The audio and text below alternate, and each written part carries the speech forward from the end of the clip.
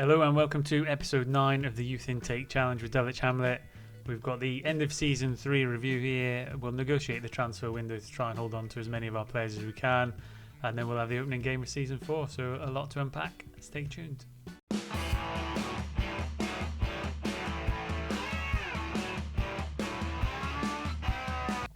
Welcome back. So we'll kick off with the end of season review. This was the third season in charge of Dulwich Hamlet. We've integrated, I'd probably say we're at about 60% youth players into the team now towards the end of the season. Not so much at the start, but in terms of new arrivals, as usual, transfers in, we've not had any because that's part of the challenge, but transfers out. Alfie Allen went, he didn't want to stay any longer due to us integrating youth players. He wanted to play for somebody better, so he went. Again, we didn't get any money for him, he just went. Oscar Allen, who was our best player, our best and brightest, our most promising player. I mean, just look at his stats there, and if we could have held on to him even longer, we would have maybe got a playoff spot. I think that's what's going to kill me the most for it. But again, we sold him. I think we got £200,000 for him. We've got a sell-on clause as well, so if he does move again, which he might well do because he is a really good player, we might get a little bit more transfer money for him. But that's the first of our youth intakes that's gone for any sum of money. So Oscar Allen departed, and Michael Chambers, who again went at the end of his season when his contract expired because he didn't want to stay. So that's who went out. In terms of loans out, again, I've not made any progress in terms of getting good fees for loans. Lee Ness, he was a C+, but the rest of them weren't very good at all. They think we could have commanded a loan fee, for example, for some of them players. But from my point of view, getting them out and getting them some game time before the end of the season was better for us in a developmental point of view. In terms of the league then, we finished 10th, which is an improvement. I was concerned we were going to have our third 11th placed finish, but we managed to come 10th on 70 points, which is quite a good return of points. In terms of the results, you can see on the competition results that we've had some good. We had a good start to the season. We won quite a few games. We'd only really lost the Oxford City game. We then hit a bit of a bad patch towards the mid-season where we were scraping by on just a few draws here and there.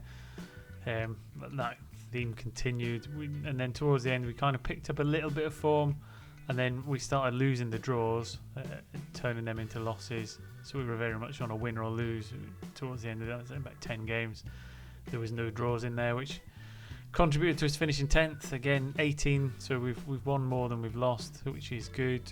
Goal difference plus 17, which is again another positive to take from it.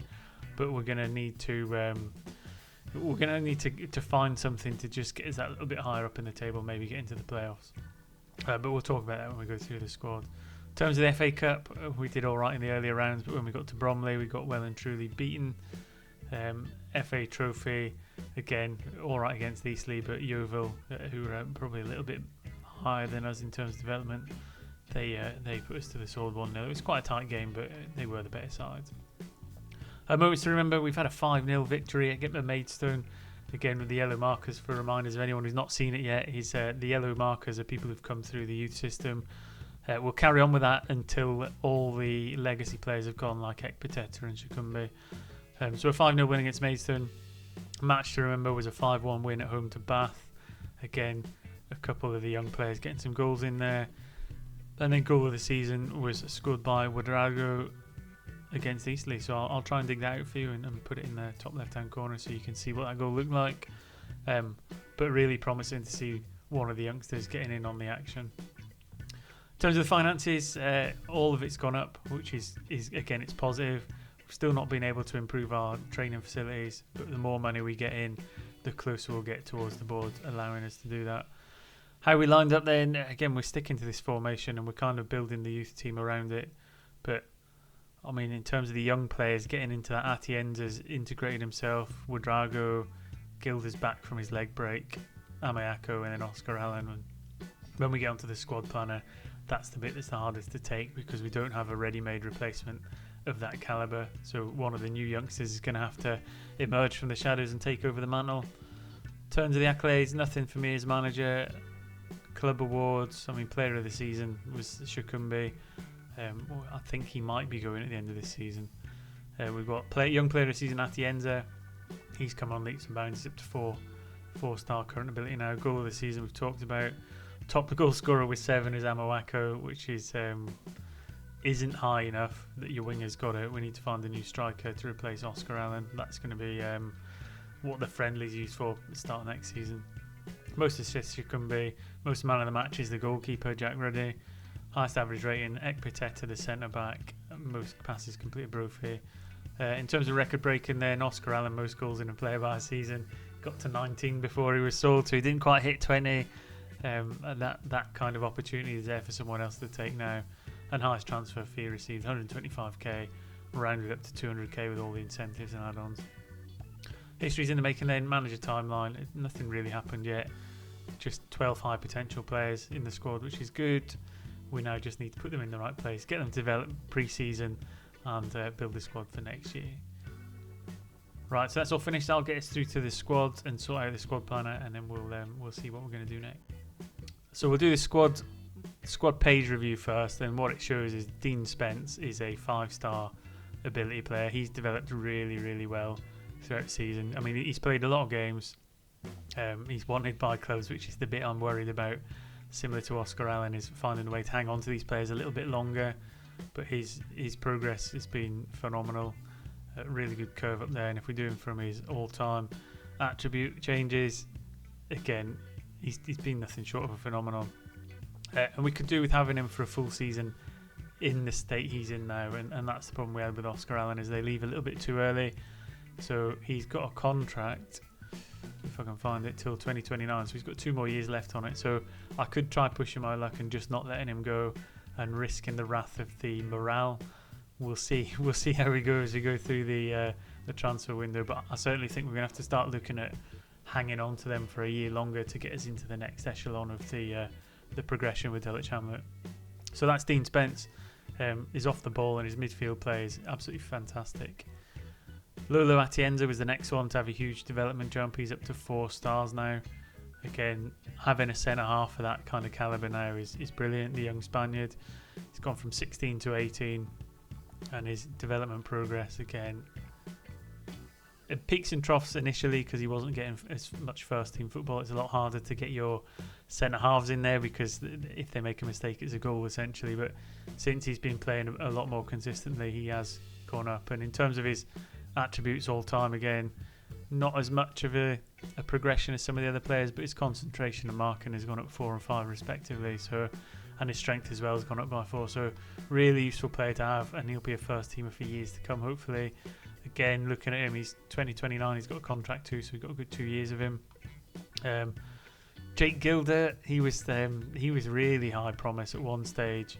Unfortunately, he broke his leg and missed a huge period of last season. He only actually managed to get 17 appearances. Still in a positive rating for that. But his development, he's now maxed out at 3 stars. His potential is only 3 stars. So I don't think we're going to get much more out of him in terms of progress. But that's his long layoff with his broken leg. He's come back in and he's managed to get up to where he is. In terms of his all-time attributes, he's probably had some of the biggest jumps. 6 points for decisions, 5 points for composure. So again, really useful player to have on that left-hand side. We then kind of don't see many young players coming through it, and I've got this sorted by current ability. The first one that comes up is Abaduru, who I highlighted on the last youth intake. I've given him 5 games already, and he's got 3 assists from left back, and he's got an average rating of 7.42. So he's very much going to be a first team player for us moving on to next season. He's only 15 years old. I don't think it will show it so much on here, his progress, because he's not been here long enough. But I expect to see him go up quite rapidly when we expose him to a number of games. Ouedraogo is probably one of the other ones that's had a bit more of a development because he's been here a little bit longer than some of the others. But again, in terms of progress, slow going at start because he didn't get the game time, but now he is getting the game time. He's gone up to 2-star current ability, and he's got a 5-star potential. So again, not much too much in terms of attribute changes, but as we play a full season with him, we should see them to go. And then the rest of the players are not really too many that we need to hone on to at this stage because they're quite young in their career, and we've seen them as when they came through on the youth intake days. The only thing that we really need to go through now is the squad planner, and the other positions I'm not too worried about because, as we've seen previously, goalkeeper we're quite strong. We've got some really good youth as well to come through. We've got Jack Ruddy as a 4-star goalkeeper already there, Left back, Abu Duru, I think he's going to solve the problem of Bin and Williams going, and we've got Cockings and Sauer as an understudy. We've got Atienza, we've got Ekpiteta for 1 more year, so I think that'll give time for another centre-half to develop. Right back is looking a bit iffy. We've got Scarlett for 1 more year. Fontas doesn't really have high potential, so we might be having to look at like a Jesse Russell and giving them some exposure time to develop them. Midfield, we've actually got quite a few midfielders coming through now. They're not all necessarily on here, but we've got Riley Scott for 1 more year. Gary McHugh, who came through the last youth intake, he's got quite a bit of promise. Which leads me on to one of the things that I'm considering doing in this transfer window is potentially cutting ties with all the legacy players and giving them all the option to move on so that we're purely reliant on the youth intake. I mean, you might think I'm a little bit crazy doing it so early, but at some point it has to happen, and through all the forward positions we've already done it.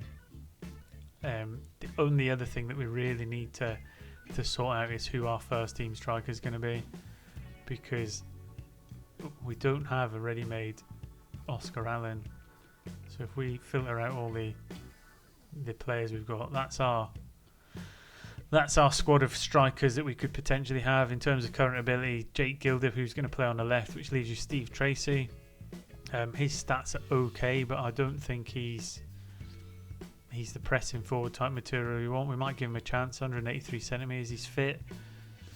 And I think he might be who we go with. I mean, he's 5-star potential, but you've also got some of the other 5-stars like Alex Moody, who's only 15, came in the latest youth intake.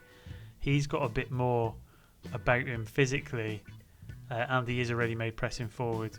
So it might be that we actually give Alex Moody the first team slot, or rotate them to try and get him up to the 5-star potential and see which one develops the quickest. Because we do have another Regis Shabani. He played a few games up there, good on the mental game, good first touch, and he's quite quick. But again, he didn't score overly many goals, but he is a pressing forward. So that's kind of the trick we've got to negotiate at the minute. And then in terms of the full squad, once we've got them all in there, as I was discussing there, we might let go of Bin and Williams, Ekpiteta, Shakumbi, Scarlett and Scott and Lakin maybe, and just cut ties with those players and go purely off youth. It might be 1 season too early. We'll see how the transfer window goes, but if interest comes in for them players, bear in mind they're running their contracts down, we'll probably just let them go. So I'll get through the transfer window. I'll come back at the end when we see what we've got left and have a quick whiz through, and then we'll have the opening game of season 4. So stick around and we'll see what's left after the transfer window. Welcome back. So we have negotiated the transfer window and we're just on the cusp of the first game of season 4. I filled this squad to a 25-man squad. There have been a couple of changes which I'll make you aware of. So the first one is Samuel Chigozi is going to be our reserve goalkeeper for the season. Will Lakin, who was our other goalkeeper, we've decided to let him move on. We did get a fee for him. It wasn't particularly a high amount, £12,500, but he was never going to play because we've got Jack Ruddy as first team goalkeeper, and we needed one of our young goalkeepers to get some playing time. So yeah, we've done that. Trying to see if there's any other ones in here. So Bin and Williams is gone. Some of the other players being out on loan, but in terms of squad, that's what we've got then. So we've got Jack Ruddy's going to be our first choice goalkeeper. Got Ekpiteta and Atienza are going to be our first choice centre halves. We've got 2 reserve centre halves. So we've got Gerwin Cartwright and Gene Elsley.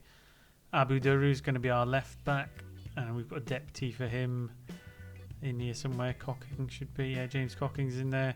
Right back we got Scarlett. We've got Jesse Russell promoted from the under 18s as his understudy.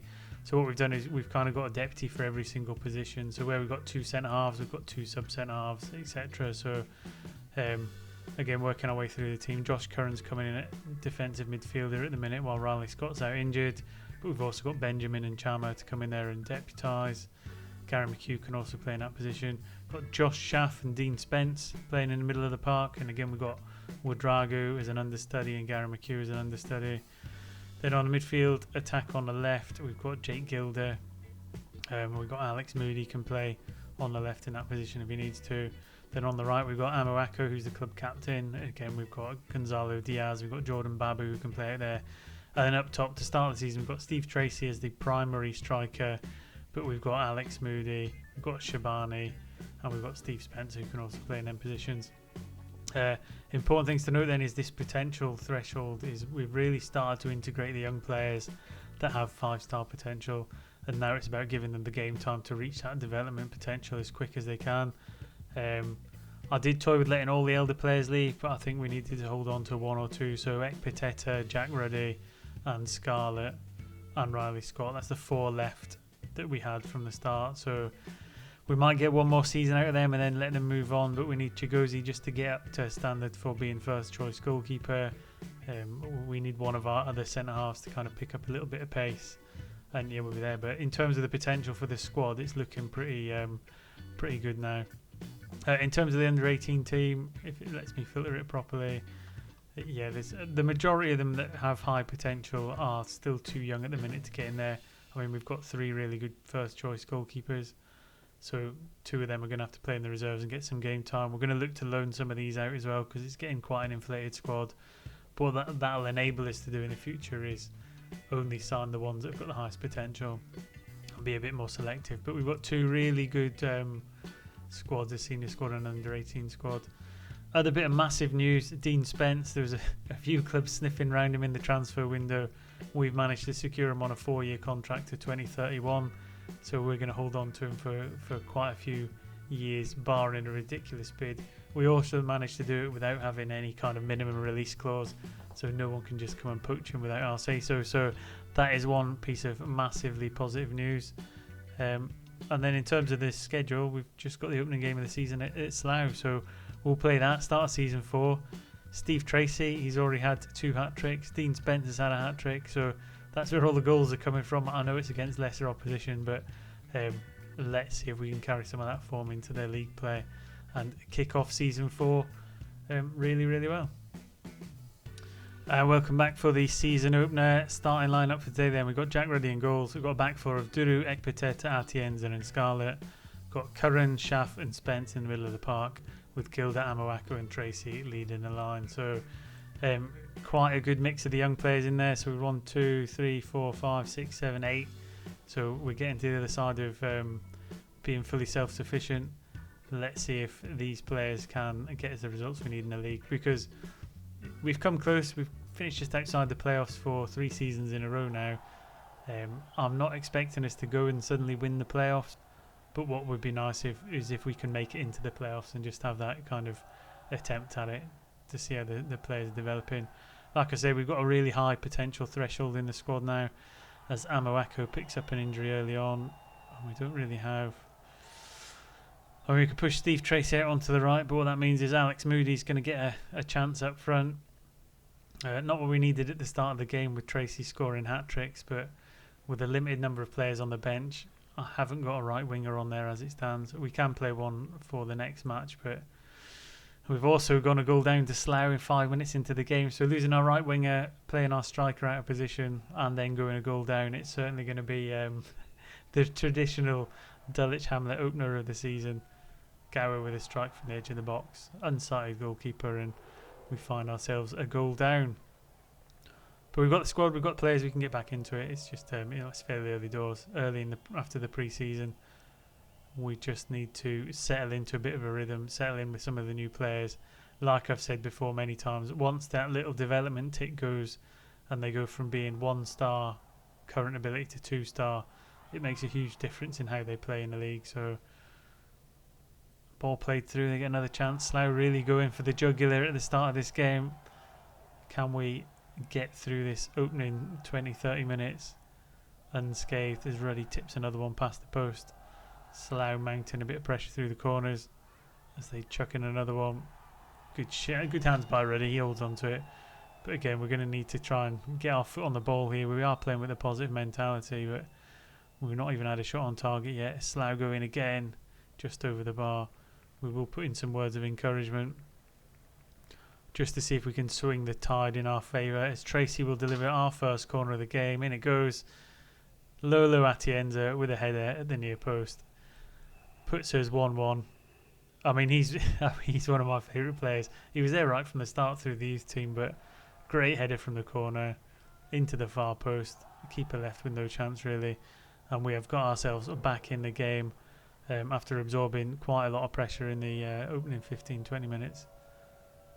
So just coming up towards half time, Atienza's looking like he's a little bit tired. We'll put Scott on there, which isn't an ideal substitution, but that's who we've got on the bench as it stands. As Slough look to get their noses back in front just before half time. Fortunately, we've got a free kick out of it. But yeah, Scott's normally a defensive midfielder. He is one of our most senior players, and he can probably do a job at centre half. He's going to have to, but there we go. We are reasonably happy with the performance. 1-1 against Slough. Again, the first few games of the seasons where you kind of level off who your starting 11 is going to be. We have got a bit of a change in the middle of the park with Shakumbi moving on. Binham Williams is gone, so we've got Abuduru at left back now. They need a little bit of time to bed in and get used to who they're playing with, and then relationships will lead to better performances. So we'll give a little bit of encouragement again because it worked last time. Just on the 50th minute, there's a little scrappy one in the box. Spence is a bit tired now as well, so we'll save some legs and we'll get another youngster on for a bit of game time. So Shaft, Curran and McHugh, some of the younger players, some of them in the most recent intake, getting some game time. It's still only 2-1. We could get back into it. I mean, Moody's, again, he's from one of the newer intakes as well, and now we wish we had Oscar Allen in here because that would change the dynamics of this game massively. Just 30 minutes to go. Let's just see what else we've got. I think that's all our subs gone anyway, so it's not going to matter too much. Looks like Duru was down there. Hopefully he's not injured because he is who we're putting all our faith in at left back this season. We do have Cartwright on the bench, but 15 minutes to go. Another corner from Slough. They've really been dominating from set pieces. Header past the post. And we've really only had the 2 shots. It's been dominant from Slough. It's not a great start from Dulwich. I do think that we've got a fairly good squad to compete. We only have to avoid relegation this season. That's what the club vision is. We don't have to do too great in the cups. Again, for the 4th season in a row, it's going to be a bit of a transitional season. But I think with Dean Spence signing a long-term contract, and maybe I should have worked a little bit harder on trying to keep Oscar Allen for the long term, as Duru will deliver a corner. In it goes. Unfortunately, we couldn't capitalise on it from this one. McHugh with a wild shot from the back. If we'd have scored 2 goals from 2 corners, I'd have been a bit unhappy if I was Slough. But Glider throws in a free kick. That's really close. And we get another corner 5 minutes before the end of the game. Tracy will sling it in. Can't get on the end of it. Pateta, it's ping pong in there, but their keeper's picked it up with 5 minutes to go. And we're looking a little bit tired. I think Slough are just going to see this one out. It's just lingering around the edge of the box. Long range shot, not really troubling Ruddy there. 5 minutes of injury time. Players looking really, really tired now. Again, it takes a while to get into the season. Maybe the friendlies were too close to the opener. Ball goes out to Tracy and he gets a header there. Keeper tips it past the post. Again, we nearly stole a point there, which we haven't deserved at all, in all honesty. In it goes again. I don't know what Tracy's doing with that header, but that should be the last kick of the game, really. Just waiting for the whistle to go. There we go. So slipped to a 2-1 defeat away at Slough. Not the end of the world, but we would have liked to have done slightly better.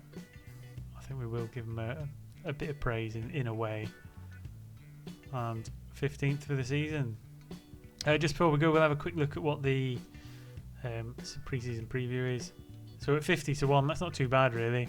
I mean, in other years we've been down at the bottom here, but 50-1, I'd probably say mid-table is probably within our grasp again. If the players develop a little bit more quickly than we anticipate, but through game time, I think there's no reason why we couldn't come up to somewhere where Slough is and maybe 7th. I think a push for the top would be a bit of a stretch. In terms of key players in the league, Dean Spence is in that list.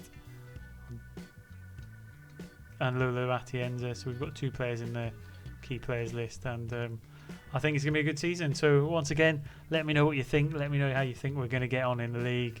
We're nearly there in terms of being self-sufficient in youth players. who do you think is going to be up for player of the season, and who do you think might become our long-term first-team striker? Let me know in the comment section, and then we'll see at the end of season review who was right. Once again, thanks for watching. Take care till next time. I'll see you soon.